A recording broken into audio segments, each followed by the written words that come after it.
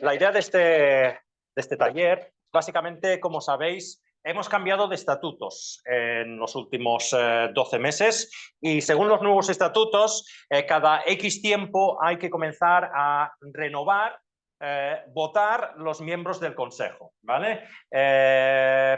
Entonces, creímos por parte del Consejo que era importante que entendiéramos lo que estamos votando y entendiéramos los requisitos que la Biblia pide para los que ocupan el Consejo de la Iglesia o Consejo de Ancianos y diáconos, ¿vale?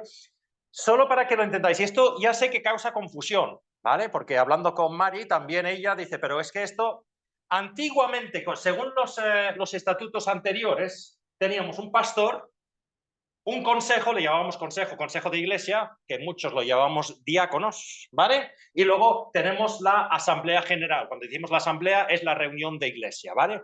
Pero según los nuevos estatutos, tenemos, o podemos tener, como digo, pastor, consejo de ancianos, consejo de iglesia y luego la asamblea. Así que según los nuevos estatutos, hay quizás un nivel adicional. Miraremos lo que significa esto, ¿vale? Pero tened en cuenta que algunas veces, anteriormente, cuando hablábamos de consejo de iglesia, siempre entendíamos el consejo que aquí llamábamos diáconos. Según los nuevos estatutos, habría que diferenciar entre el consejo de ancianos y el consejo de iglesia, ¿vale? Pero solo tener eso claro, ¿vale? Porque quizás luego hay cosas que no se entienden, ¿vale? Entonces, pasamos a que es básicamente lo que acabo de decir. Esta es la situación actual según los nuevos estatutos que tenemos. En primer lugar, tenemos el Consejo de Ancianos. Es un grupo formado por el pastor y los ancianos de la iglesia, ¿vale? En segundo lugar, tenemos el Consejo de la Iglesia, que es un grupo formado por el Consejo de los Ancianos y los diáconos de la Iglesia. En estos momentos no tenemos, según los estatutos, diáconos. Perdón. Tenemos ancianos que hacen trabajo de diáconos y personas que no tienen ningún título oficial que están haciendo trabajo de diáconos, ¿vale? Pero no tenemos oficialmente, según los estatutos, ningún diácono, ¿vale? Así que en estos momentos el Consejo de Ancianos está haciendo función de Consejo de Ancianos y Consejo de Iglesia, ¿vale? Y luego tenemos la Asamblea General. Es ese grupo formado por todos los miembros oficiales de la Iglesia que se reúne al menos una vez al año, al cual el pastor y el consejo presentan ciertos informes, debaten ciertos temas y se vota ciertas iniciativas, ¿vale? Esa es la situación que tenemos ahora según los nuevos estatutos. Un poquito diferente a la situación que teníamos con los estatutos anteriores. Entonces, vamos a mirar un poquito, antes de entrar, vamos a mirar un poquito los tipos de gobierno de la Iglesia. ¿Qué tipo de gobierno de Iglesia es bíblico? Porque sabemos que hay muchos tipos de gobierno en las diferentes iglesias y las diferentes denominaciones, ¿vale? Hay dos grupos aquí, ¿vale? No son los únicos, ¿vale? Pero podemos decir, hay un grupo de iglesias donde el poder va desde arriba hacia abajo. ¿Qué quiere decir? La católica romana, ¿vale? Que es la que quizás más se explica esto. Tienes el Papa, que es el que manda sobre todo, ¿vale? Y él delega a su conclave, a sus arzobispos, a sus obispos, va bajando, ¿vale? Pero incluso dentro de la iglesia protestante hay iglesias que se llaman episcopales, que aun sin tener la figura del Papa, yo por ejemplo en Inglaterra vengo de una tradición anglicana, hay el arzobispo de Canterbury, no tiene el poder que tiene el Papa, que se concentra más en los anglicanos como un parlamento de obispos, pero nuevamente va desde arriba abajo, ¿vale? Y también tenemos en muchas iglesias evangélicas lo que se llama el pastor profeta, ¿vale?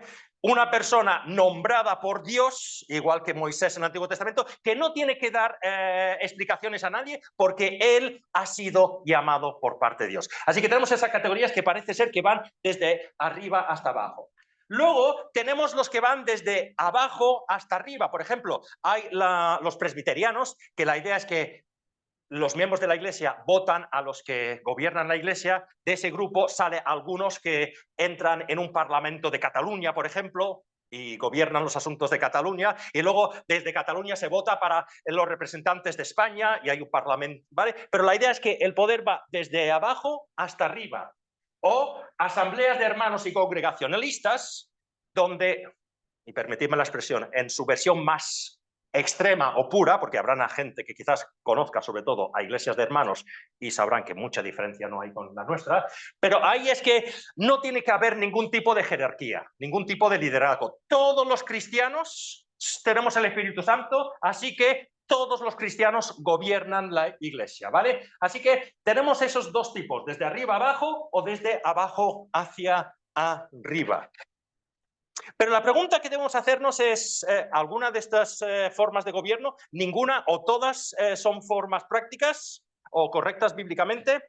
El problema es que no hay ninguna parte en la Biblia donde específicamente se describe cómo debe ser exactamente el gobierno de la Iglesia. Creemos que esto indica que el Señor deja cierta flexibilidad en el gobierno de la Iglesia según la situación cultural, la situación temporal y obviamente también la madurez de la congregación. Pero aunque eso sea así, sí que hay algunas ideas que vemos en todo el Nuevo Testamento que creo que incluso dejando cierta flexibilidad siempre tendrían que tener claro cuando hablamos del gobierno de la Iglesia. Y la primera idea que vemos es que el gobierno de la Iglesia no está sujeto a ningún ser humano. La cabeza, el jefe, el líder de la Iglesia es Cristo. Efesios 1, 22 al 23. Dios sometió todas las cosas al dominio de Cristo y lo dio como cabeza de todo a la Iglesia. Esta, que es su cuerpo, es la plenitud de aquel que lo llena todo por completo. Cristo es la cabeza de la Iglesia. Vemos lo mismo en Efesios 5, 23. Primer punto, más importante. En segundo lugar, Dios sí que establece un cierto grado de dirección en las iglesias locales.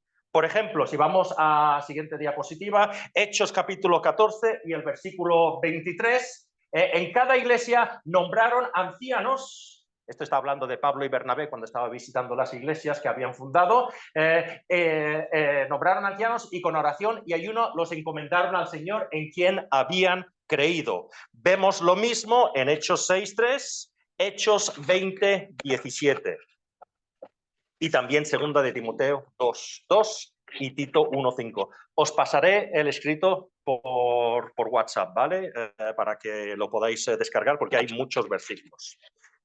Y Dios espera que haya respeto y obediencia a esas personas que Él ha llamado y decidido que sean los que dirigen los asuntos de la Iglesia. Hebreos 13:17, obedeced a vuestros dirigentes y someteos a ellos, pues cuidan de vosotros como quienes tienen que rendir cuentas. Obedecedlos a fin de que ellos cumplan su tarea con alegría y sin quejarse, pues el quejarse no le trae ningún provecho. Hechos 20:28 dice algo similar, Efesios 4:11 dice algo similar y Primera de Pedro 5:1 al 3 también dice alguna cosa parecida. Cristo es la cabeza de la Iglesia. En segundo lugar, Dios sí que ha establecido cierta dirección sobre las iglesias locales. Pero en tercer lugar, la Biblia también habla del sacerdocio universal de todos los creyentes. Todos somos llamados, todos tenemos el Espíritu Santo, todos somos llamados a servir. Primera de Pedro, capítulo 2 y el versículo 9. Pero vosotros sois linaje escogido, real sacerdocio, nación santa, pueblo que pertenece a Dios, para que proclaméis las obras maravillosas de aquel que os llamó de las tinieblas a su luz admirable. Y no creemos, que el patrón bíblico muestre que todo el poder debe ser centrado en una sola persona o incluso un grupo reducido de personas. Estas personas deben responder, obviamente, en primer lugar ante el Señor, pero también rendir cuentas a la Iglesia y llevar ciertas decisiones a la Iglesia para su aprobación. Por ejemplo, en Mateo capítulo 18 y el versículo 15, dice, si tu hermano peca contra ti, ve a solas con él y hazle ver su falta. Si te hace caso, has ganado a tu hermano. Pero si no es así, lleva contigo uno o dos más para que todo asunto se resuelva mediante el testimonio de 2 o 3 testigos. Si se niega a hacerles caso, díselo a la Iglesia, y si incluso a la Iglesia no hace caso, trátalo como si fuera un incrédulo o un renegado. Veremos esto un poquito más adelante, pero vemos que la situación también se lleva a la Iglesia. No lo vamos a leer ahora, lo leeremos más tarde, pero Hechos capítulo 6 y los versículos del 1 al 7 muestran lo mismo, y Primera de Corintios 5, 1 al 4 muestran lo mismo de llevar ciertas decisiones a la Iglesia. Pequeño paréntesis. Esto crea un dilema. Cuando la asamblea de la Iglesia debe imponerse sobre el pastor o el consejo. Hay que mirar, obviamente, caso por caso. Pero creo que tanto los miembros de la asamblea, los miembros de la Iglesia, como los que el Señor ha llamado para dirigir a la Iglesia, deben recordar ciertas cosas. En primer lugar, los miembros de la Iglesia, como hemos visto en Hebreos 13, 17, se llama a la obediencia y sujeción al liderazgo escogido por Dios. Si pasamos a la siguiente diapositiva, vemos, no lo voy a volver a leer, lo acabamos de mirar. Pero recordando siempre que Cristo es la cabeza de la Iglesia. Y si con su palabra en la mano vemos que esos líderes están desobedeciendo a Cristo o predicando otra doctrina, ya no hemos de seguir su ejemplo.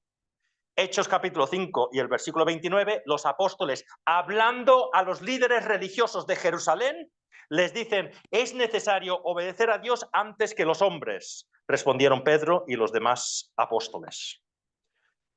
Pero la autoridad que Dios delega en la dirección de la Iglesia nunca se debe cuestionar por preferencia personal, orgullo o pensando que yo lo podría hacer mejor, sino basándose en la palabra de Dios guiado por el Espíritu Santo. Ahora, hablando al consejo, o los que están en puesto de dirección, el trabajo de una persona que está en puesto de dirección no es aprovecharse de esa obediencia y ser un dictador tirano, sino cuidar y amar bajo la guía de la palabra de Dios y su Espíritu Santo. Primera de Pedro 5, versículo 1. Pedro, que los católicos dicen que fue el primer papa, pues quizás algunos de los papas de la historia tendrían que leer este versículo. A los ancianos que están entre vosotros, yo, que soy anciano como ellos, testigo de los sufrimientos de Cristo y partícipe con ellos de la gloria que se ha de revelar, os ruego esto, cuidad como pastores el rebaño de Dios que está a vuestro cargo, no por obligación ni por ambición de dinero, sino con afán de servir como Dios quiere. No seáis tiranos con los que estén a vuestro cuidado, sino sed ejemplos al rebaño. Nuestro ejemplo en la dirección de la Iglesia siempre es de Cristo, no lo vamos a leer ahora, pero lo conocemos bien, Filipenses 2, los versículos del 5 al 8, que Cristo lo dejó todo para servir y entregarse a la Iglesia. Entonces, habiendo dicho esto, y mirando algunos de los gobiernos mencionados antes, hay algunos con los que no podemos estar de acuerdo. Por ejemplo, el ejemplo de la Católica Romana, que sustituye a Cristo por un ser humano, por el Papa, no podemos estar de acuerdo. Cristo es la cabeza de la Iglesia. Tampoco podemos aceptar eso de un pastor profeta que no da cuentas a nadie. No lo vemos bíblico. Tampoco vemos bíblico el modelo donde no hay ningún tipo de dirección y cada uno pues hace lo que quiere.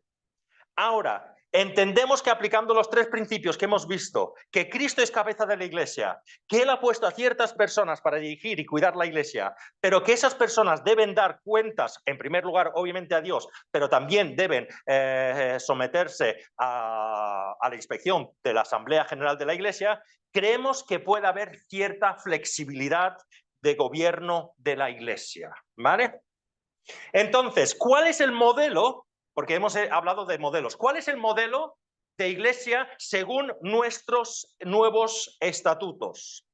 Pues en primer lugar, la idea general del gobierno de nuestra iglesia se resume en el artículo 12 de nuestra declaración de fe. Creemos en la autonomía de la iglesia local para gobernar sus propios asuntos internos bajo la dirección de Cristo, su única cabeza, y siguiendo las enseñanzas de las Sagradas Escrituras. Cristo es la cabeza de la iglesia, hemos de ser guiados por lo que Él dice a través de su palabra y de su Espíritu Santo.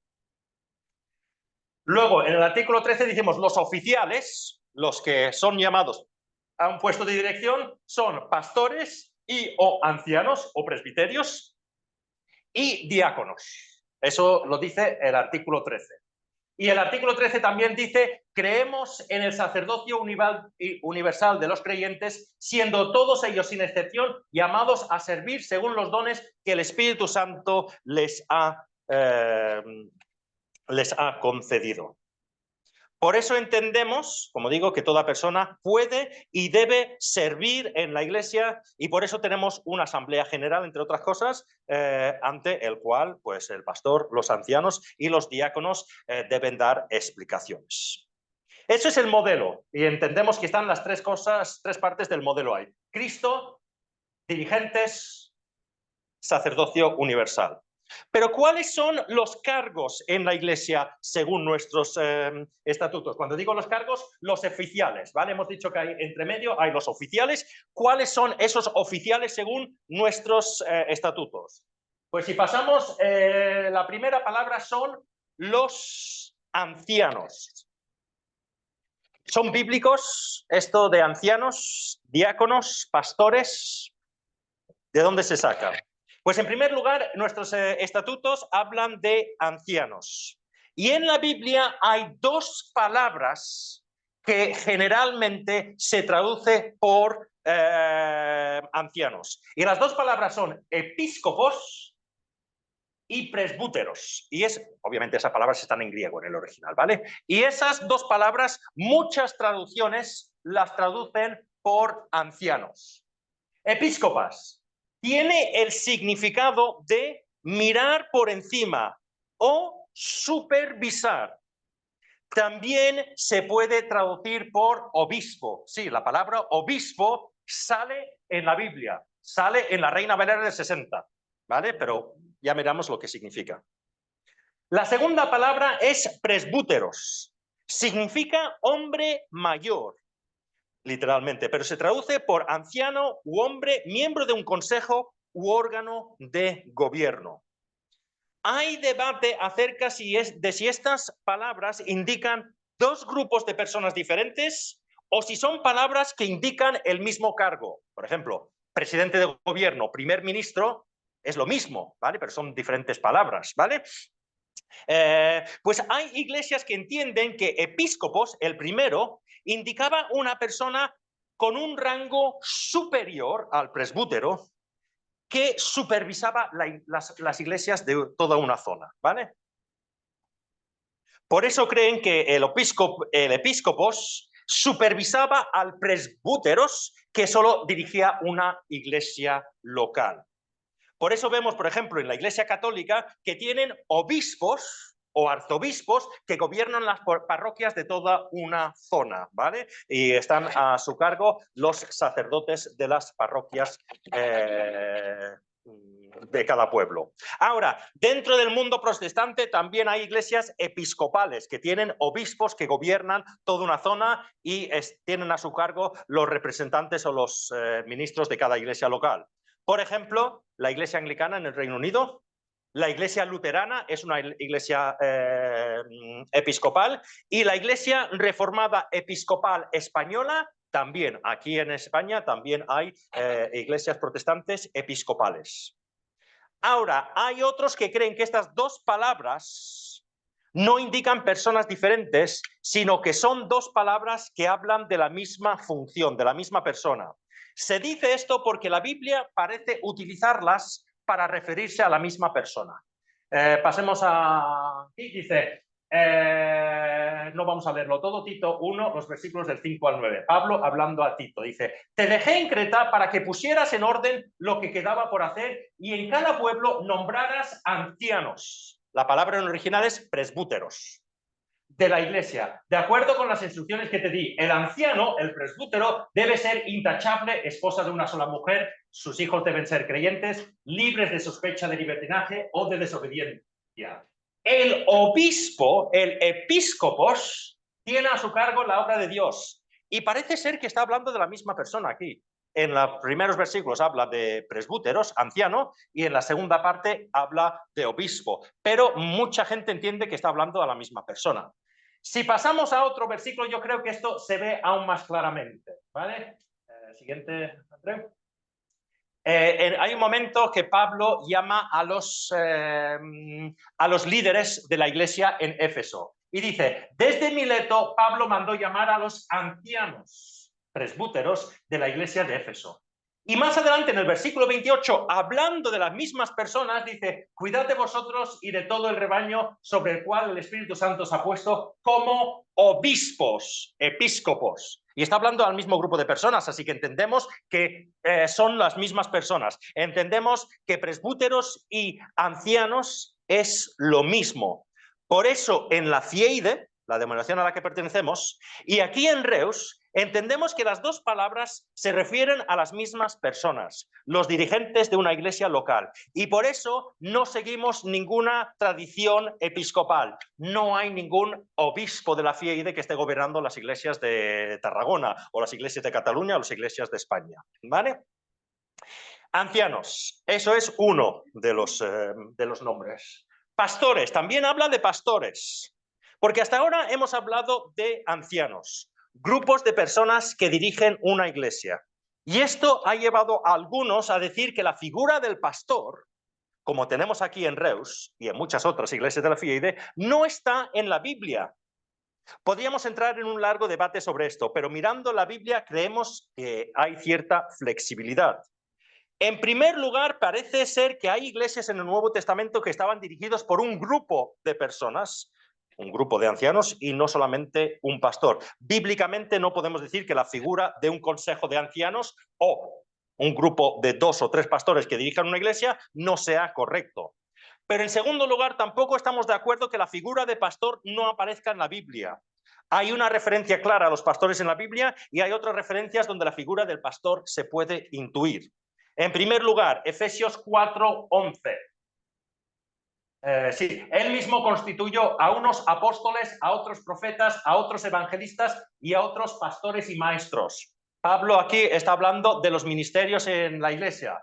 Nosotros entendemos que el apostolado y el profeta, en el sentido del Nuevo Testamento o aquí, no son ministerios que continúan hoy en día. Evangelista, persona que es enviado a llevar las buenas nuevas a otro sitio. Y luego, por último, pastores y maestros. Y la verdad es que en el original es pastor-maestro. Es una palabra compuesta, no son diferentes. Son pastores maestros. Aquí claramente hay una referencia al pastor, ¿vale? La mayoría de comentaristas entienden que estas dos palabras se refieren a una persona que pastoreaba a una congregación local. En algunos contextos podrían ser lo mismo que los ancianos, o podrían referirse a una persona que no solo era anciano, sino que trabajaba de una forma específica en la congregación local, ya que al menos Pablo permite la posibilidad de distinción de funciones dentro del Consejo de Ancianos. Primera de Timoteo 5, 17 al 18 dice: los ancianos que dirigen bien los asuntos de la iglesia son dignos de doble honor, especialmente los que dedican sus esfuerzos a la predicación y la enseñanza. Parece ser que Pablo está aquí dejando claro que puede haber una persona dentro del consejo que tenga, vamos a decir, lo que decían antiguamente en la iglesia, el primo entre pares, el primero entre iguales, una cosa o un trabajo importante, sobre todo en la enseñanza, ¿vale? Así que entendemos que incluso en época temprana parece ser que había gente que se dedicaba a tiempo exclusivo a los trabajos de la iglesia, sobre todo en la enseñanza, y que la figura del pastor existía en la iglesia primitiva. Ya hemos visto ancianos, hemos visto hemos visto pastores. Por último, vamos a mirar diáconos. También entendemos que la palabra diácono es una palabra bíblica. Filipenses 1:1. Pablo y Timoteo, siervos de Cristo Jesús, a todos los santos en Cristo Jesús que están en Filipos, junto con los obispos y diáconos. Por ese versículo vemos que hay una diferencia entre los obispos, ancianos y el diácono. Literalmente la palabra significa el que sirve en las mesas, ya lo veremos más adelante, ¿vale? Pero se podía referir a cualquier persona que servía a otro. Pero como vamos a ir viendo, no lo vamos a mirar ahora, parece ser que en la iglesia primitiva el trabajo de diácono era descargar de trabajo a los ancianos y o pastores en temas administrativos para que el pastor y o anciano pudiese dedicarse más a la enseñanza, a la oración y al trabajo de pastorear.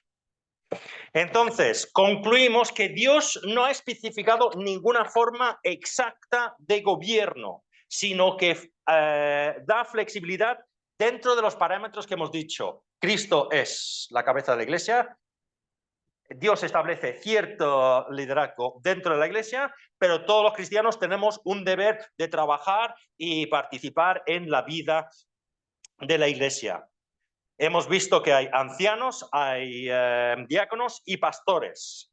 Por eso creemos que el gobierno de la iglesia de Reus, con sus cargos, sin ser la única forma válida, entra dentro de estos parámetros que vemos en la Biblia.